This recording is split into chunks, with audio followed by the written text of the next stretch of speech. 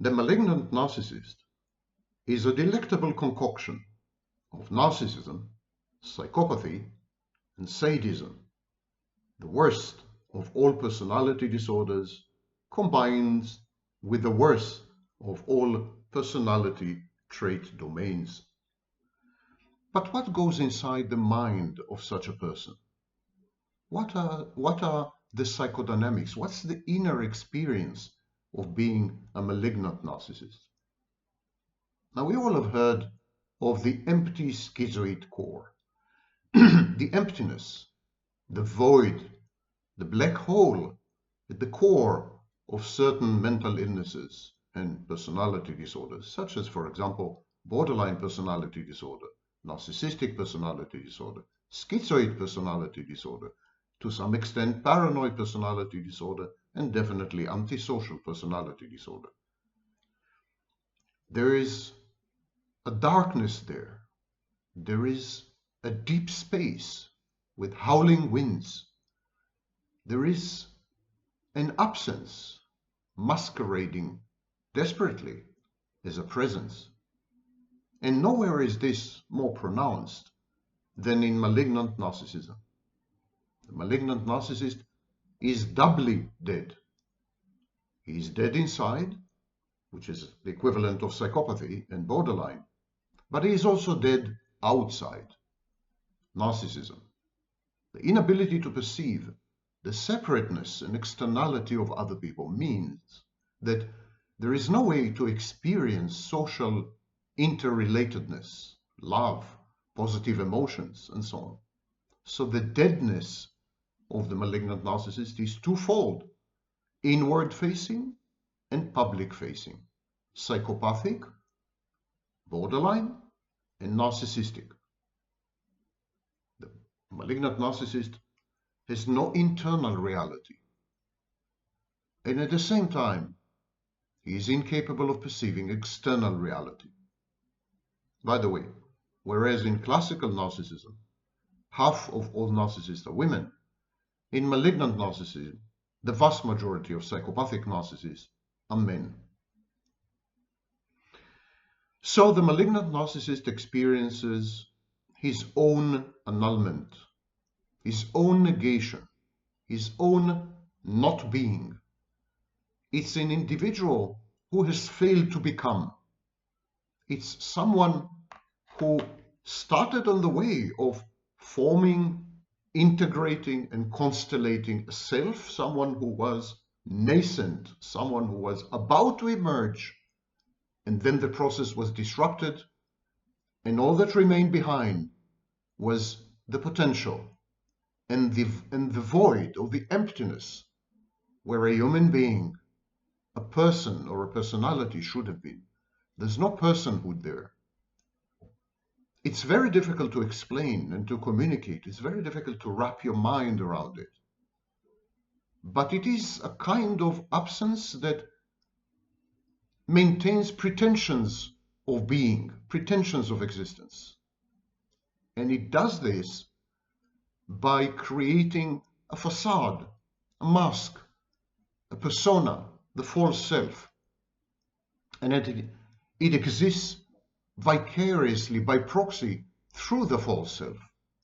People's reactions to the false self, people's interactions with the false self, they constitute the only experience a narcissist, and definitely a malignant narcissist, can have.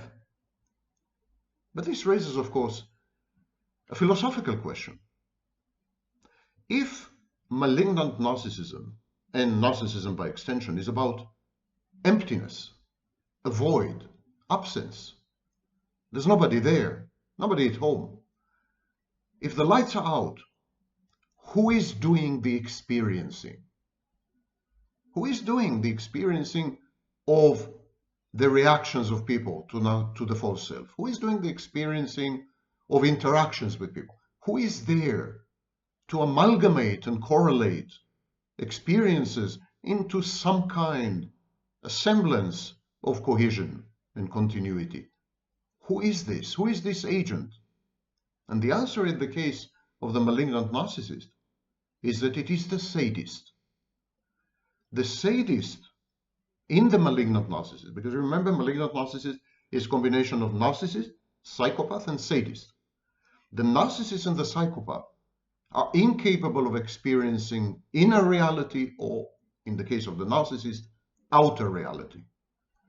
So the only element, the only component and ingredient of malignant narcissism that can and does experience is the sadist. Now, it may sound shocking and even esoteric, but actually, pain is the mediator of existence in many mental illnesses. Borderlines, for example, self-harm.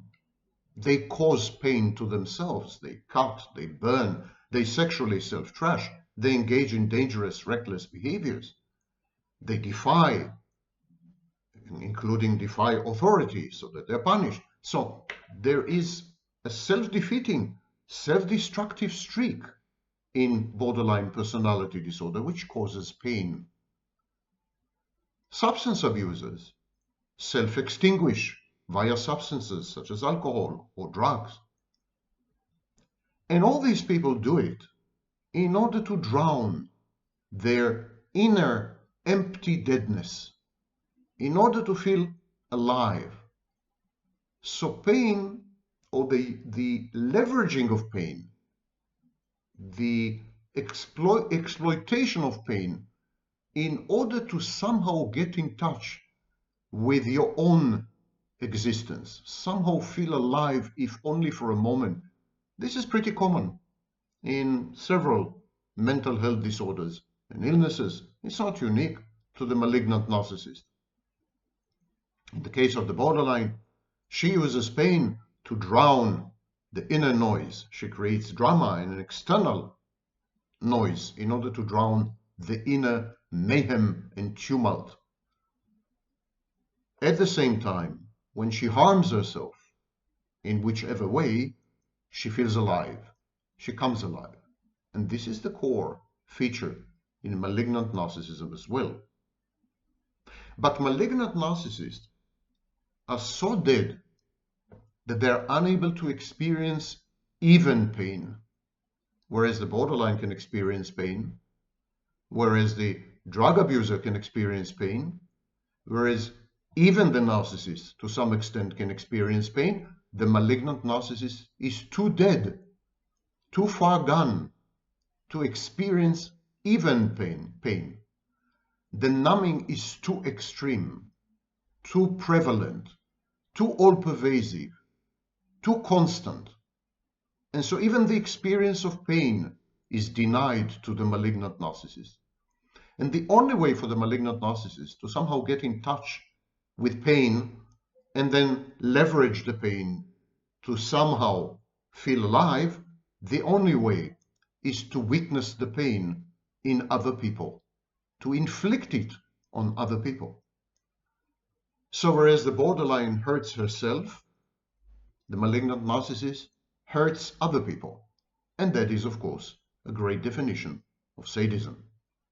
A malignant narcissist is sadistic not only for the pleasure of it, although sadism produces elation and euphoria in the malignant narcissist, a sense of omnipotence, a sense of control.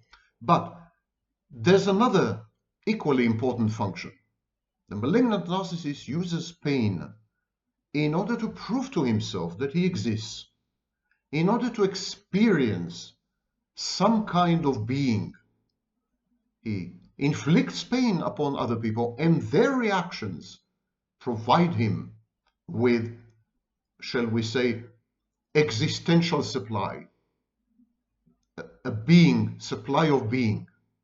When the malignant narcissist hurts other people, when he causes them agony, when he tortures them and torments them, when he reduces them to heaps of pain and gory experiences, it is then witnessing them, observing them, that he somehow comes alive, is resurrected and resuscitated, and for a brief moment experiences what it means to be, what it means to exist. And not only to be and to exist, but to be and to exist as a godlike figure. It is a kind of epiphany and apotheosis. Other people's pain is the nectar, the ambrosia, and the elixir of the malignant narcissist. It brings them back from the dead. It's a religious experience. So malignant narcissists inflict agony on their targets and victims, and they immerse themselves in the hapless, tormented writhing of their victims. They observe, but they're not detached. They're not objective. They revel in what's happening. Other people's torment, other people's helplessness, other people's hopelessness, other people hurt is their food. They consume it. It's sustenance.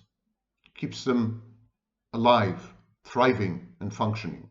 This anguish that they induce revives them, energizes them, elates them. It is a resurrection, an anastasis. They thrive on it, insatiable, craving, devouring, and predatory. Their aggression is channeled and transubstantiated via the flesh and blood of their prey. Did I say religion? It is an experience of life by proxy, vicariously, by consuming other people. Never mind how partial and thwarted it is far better than the alternative of not existing at all, of a dead absence, which resonates only with one's disappearance, with one's negation, with one's annulment. It is terrifying to be nothing. And so the malignant narcissist would do anything to somehow forget that by all rights and for all intents and purposes, he has never existed and does not exist, even now.